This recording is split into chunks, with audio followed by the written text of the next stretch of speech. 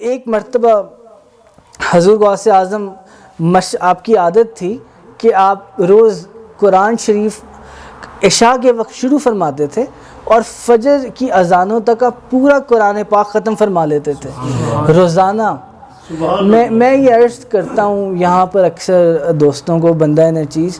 کہ ایک تو علمی بحث ہے کہ اولیاء اللہ مددگار ہیں کہ نہیں، اولیاء اللہ نے کیا خدمات کی، میں کہتا ہوں وہ سب کچھ چھوڑ دیں، آپ بس یہی دیکھ لیں جو عبادت وہ کرتے تھے، جو ان پر اعتراض کرتا ہے اس نے کبھی ایسی عبادت کری ہے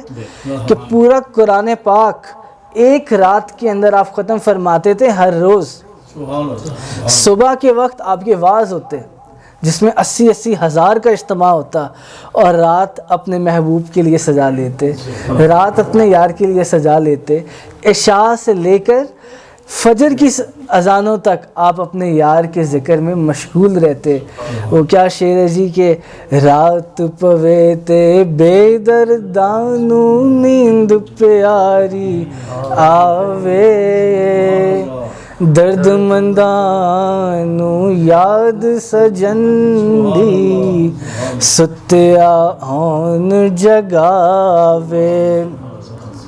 تو یہ آپ کی شان تھی کہ جب لوگوں کا سونے کا وقت ہوتا ہے ان اللہ کے ولیوں کو جاگنے کا وقت ہوتا ہے، ان کا اپنے محبوب کے ذکر کرنے کا وقت ہوتا ہے۔ تو ایک مرتبہ آپ مسجد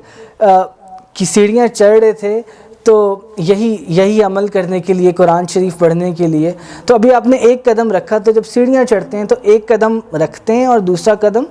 ہوا میں اٹھتا ہے، تو حضور غوث اعظم نے ایک قدم مبارک اپنا رکھا، اور اس وقت میں آپ کے نفس نے کہا کہ اے عبد القادر آج تھکاوٹ بہت ہے، تو آج چلے جاؤ گھر واپس، تو کل کو واپس آنا اور اپنا یہ عمل کر لینا، قرآن پورا پڑھنا۔ حضور غوث اعظم جلال میں آ گئے، حضور غوث اعظم اسی قدم مبارک کے اوپر کھڑے ہو گئے، ایک پاؤں پر کھڑے ہوئے تھے سیڑھیوں میں، آپ وہیں کھڑے ہو گئے۔ آپ نے فرمایا اے نفس تو نے آج میرے ساتھ یہ کرنے کی کوشش کی ہے، آج میں تجھے ایسی سزا دوں گا کہ تو یاد کرے گا۔ اور حضور غوث اعظم ایک پاؤں مبارک کے اوپر کھڑے ہو گئے اور آپ نے پوری رات عشاء سے لے کے فجر تک پوری رات ایک ٹانگ پر کھڑے ہو کر پورا قرآن شریف پڑھا۔